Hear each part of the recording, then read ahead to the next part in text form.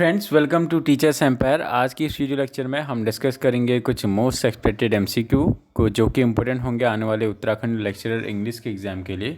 शुरुआत करते हैं फर्स्ट क्वेश्चन से।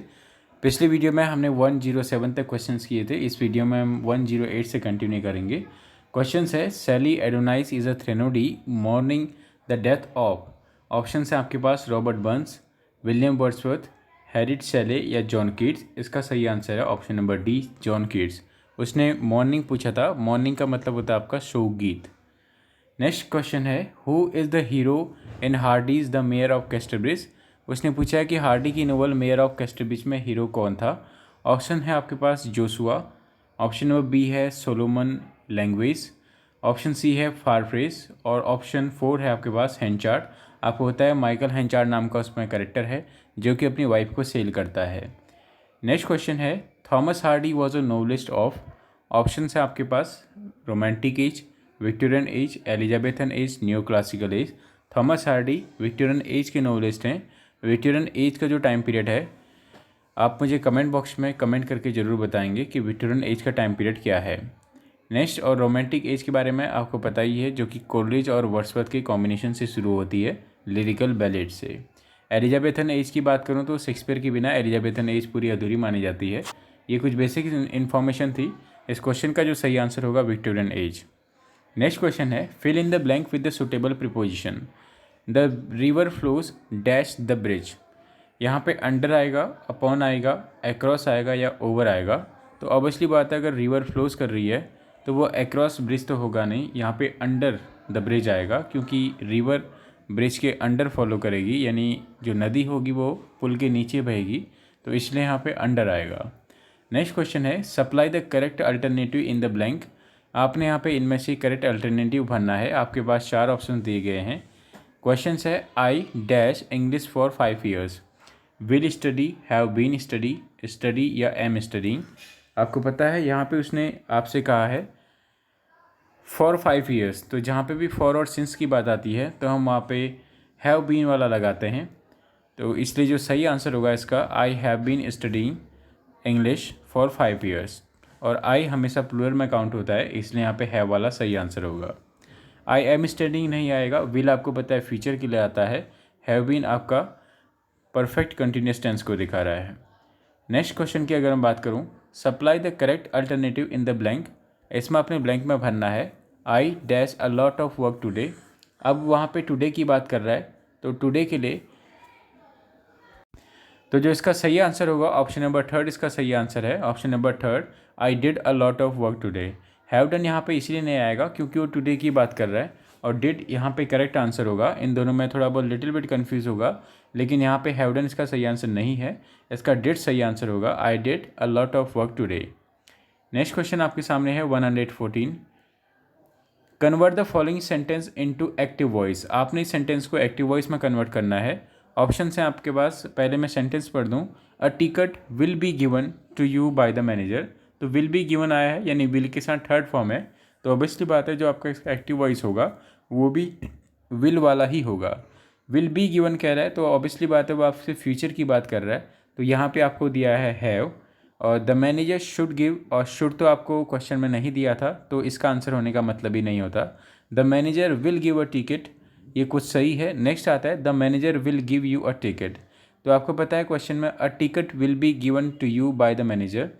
यहाँ पे ऑब्जेक्ट जो आपको दिया है वो आपका द मैनेजर है, तो हम ऑब्जेक्ट को हम सब्जेक्ट बनाएंगे तो the manager will give you a ticket. इसका जो सही आंसर होगा ऑप्शन नंबर 4 इसका सही आंसर है। उसका रीज़न ये है कि आपको यहाँ पे ऑब्जेक्ट भी मेंशन है। Ticket will be given to you, यहाँ पे ऑब्जेक्ट है तो इसलिए ऊपर वाले में आपका यू मेंशन नहीं है, इसलिए इसका ऑप्शन नंबर 4 सही आंसर होगा। मैं फिर से बता दूँ इस क्वेश्चन का सही आंसर ऑप्शन नंबर 4 होगा। ठीक है, बढ़ता हूँ मैं नेक्स्ट क्वेश्चन की ओर। नेक्स्ट क्वेश्चन है change the following sentence into passive voice. अब हमने इसको पैसिव वॉइस बनाना है। क्वेश्चन है the peon open the gate. इसका हमने पैसिव वॉइस बनाना है। आपको पता है कि पैसिव वॉइस में हम लोग बी की फॉर्म के साथ थर्ड फॉर्म का यूज़ करते हैं, इसलिए इसका सही आंसर है द गेट हैज़ तो होगा नहीं, वॉज भी नहीं होगा क्योंकि उसने ऊपर आपसे हैज़ इसलिए नहीं होगा क्योंकि हैज़ और हैव न आपका एक्टिव में यूज़ हुआ है तो पैसिव में कैसे यूज़ होता है। एक्टिव पैसिव वॉइस में आपको पता है कि टेंस हम लोग चेंज नहीं करते हैं। तो द गेट इसका सब्जेक्ट होगा, द गेट सिंगुलर है तो इसके यहाँ सिंगुलर वर्ब यानी वॉज आएगी। उसके बाद ओपन बाय द पियोन, ये इसका सही आंसर है, ओपन बाय द पियोन। यहाँ पे बाय समवन है इसलिए गलत हो जाएगा। नेक्स्ट क्वेश्चन है the shepherd's calendar is a series of. तो द शेफर्ड्स कैलेंडर आपको पता है 12 o'clock की सीरीज़ है, इसलिए इसका सही आंसर होगा option number second 12 o'clock। Next question है 117 what is Spenser 88 Petrarchan sonnet series called.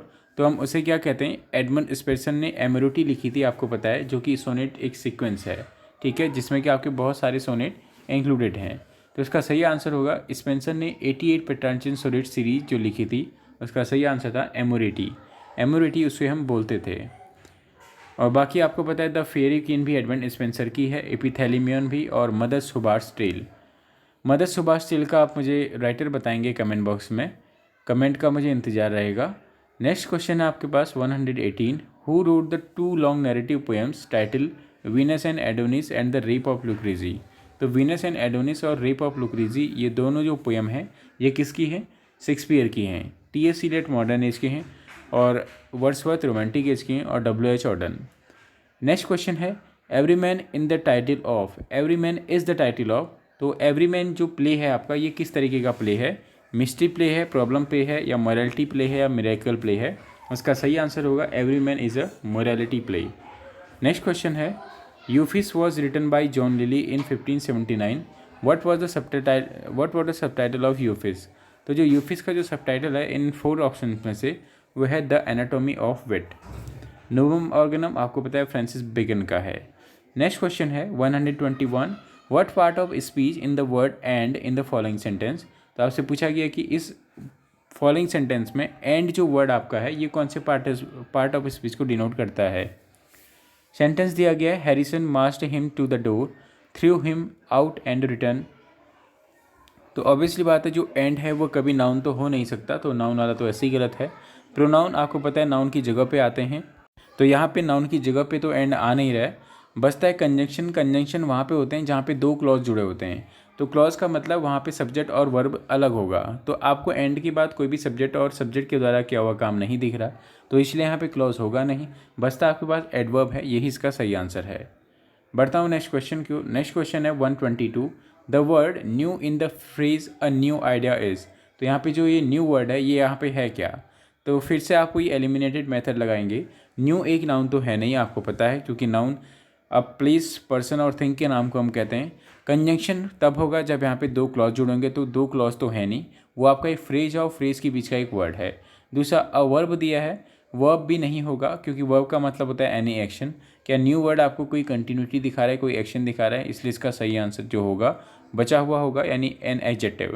यानी यहाँ पे न्यू क्या है, एडजेक्टिव है। आइडिया एक क्या है, नाउन है, और नाउन की जो विशेषता बताते हैं वो क्या होते हैं, एडजेक्टिव होते हैं। आइडिया तो है लेकिन कैसा आइडिया है, न्यू आइडिया है, इसलिए इसका सही आंसर होगा ऑप्शन नंबर 4। नेक्स्ट क्वेश्चन है which of the following is not in reported speech. इसमें से कौन सा आपका रिपोर्टेड स्पीच में नहीं है। आपको पता है रिपोर्टेड स्पीच और रिपोर्टेड वर्ब इसमें 2 चीज़ें होती हैं, डायरेक्ट और इनडायरेक्ट में, ठीक है। तो जो इसका सही आंसर फिलहाल है रिपोर्टेड स्पीच। उसने क्वेश्चन पूछा है which of the following is not in reported speech. Reported speech में क्या होता है, हम किसी के द्वारा कही गई बात को दूसरे को बताते हैं। जैसे यहाँ पे आपसे पहला सेंटेंस है I suggested that it was time to leave. मैंने सजेस्ट किया कि अब ये छोड़ देने का समय है। नेक्स्ट आता है ही आंसर दैट, उसने आंसर किया था the price would be 3 pounds. उसने आंसर किया था कि जो प्राइस है वो 3 पाउंड है, यानी हम किसी दूसरे को बता रहे हैं कि उसने ऐसा किया था। लेकिन अगर आप सेकंड वाले में देखेंगे how is it all going, direct ask, यानी डायरेक्ट ने पूछा कि सब कैसा चल रहा है, तो इसका सही आंसर होगा, और आपको दिख रहा होगा यहाँ पे वो किसी और से नहीं बोल रहा है, ठीक है। तो इसका सही आंसर ऑप्शन नंबर 2 होगा। अब आप मुझे कमेंट बॉक्स में बेसिक सा क्वेश्चन बताएंगे, जैसा कि आपको इस सेंटेंस में दिख रहा होगा। बेसिक सा क्वेश्चन ये है कि जो ये कॉमा के अंदर वाला पार्ट होता है हम इसे क्या कहते हैं, रिपोर्टेड स्पीच कहते हैं, रिपोर्टिंग वर्ब कहते हैं, या रिपोर्टेड पर्सन कहते हैं। इसी के साथ साथ जो कॉमा के बाहर वाला पार्ट होता है हम उसे क्या कहते हैं ये भी आप बताएंगे, ठीक है। ये बेसिक सा क्वेश्चन पूछा जा चुका है पहले एग्जाम में, इसलिए मैं आपसे पूछ रहा हूँ। कमेंट बॉक्स में आप जरूर इसका आंसर दें कि हम कॉमा के अंदर वाले पार्ट को क्या कहते हैं और कॉमा के बाहर वाले पार्ट को हम क्या कहते हैं, ठीक है। नेक्स्ट क्वेश्चन है, फिर से बेसिक सा क्वेश्चन उसने पूछा है, which of the following is in direct speech. इसमें से डायरेक्ट स्पीच में कौन सा है। तो ऑप्शंस आपको दिए गए हैं, आप अगर ध्यान से पढ़ें तो आपको दिखाई दे रहे होंगे। I don't know much about music, Judy said. Judy ने कहा कि मैं म्यूज़िक के बारे में ज़्यादा नहीं जानती हूँ। तो डायरेक्ट स्पीच और इनडायरेक्ट स्पीच में ये डिफरेंस होता है कि इनडायरेक्ट स्पीच वो होती है जैसे किसी ने हमसे कोई बात कही और हमने वही बात दूसरे को जाके बताया कि इसने ये बात ऐसे कही थी, तो वो होता है इनडायरेक्ट स्पीच। नेक्स्ट क्वेश्चन आपको दिया है, he promised to give me the money. He promised to give me the money, उसने प्रॉमिस किया था कि वो मुझे पैसे देगा, यानी ये बात मैं किसी और से कह रहा हूँ, तो ये क्या हुआ आपका इनडायरेक्ट स्पीच हुआ। ऐसी जो नेक्स्ट है, he mention that he had a brother living in London. उसने मेंशन किया था कि उसका एक भाई था जो कि लंदन में रहता था, ठीक है। तो यानी मैं किसी दूसरे को बता रहा हूँ कि उसने मेंशन किया था, तो ये भी क्या होगा इनडायरेक्ट स्पीच। नेक्स्ट आता है, he asked if you would be able to call and see him. उसने पूछा if you would be able to call and see him, उसने पूछा कि अगर तुम उसको कॉल करने के योग्य हो और तुम उसको देख सकते हो तो, ठीक है। तो उसका सही जो आंसर होगा वो होगा option number first, I don't know much about music, Judy said. Judy ने ऐसा कहा कि मैं म्यूज़िक के बारे में ज़्यादा नहीं जानती हूँ। ये क्या होगा आपका सही आंसर होगा। ये कौन सी स्पीच में होगा, डायरेक्ट स्पीच में होगा। नेक्स्ट क्वेश्चन है, which of the following is not in the past tense. इसमें से कौन सा पास्ट टेंस में नहीं है। तो ऑब्वियसली बात है, आपको पता है, आप इसमें हेल्पिंग वर्ब देखेंगे, वॉस पास्ट टेंस की हेल्पिंग वर्ब है।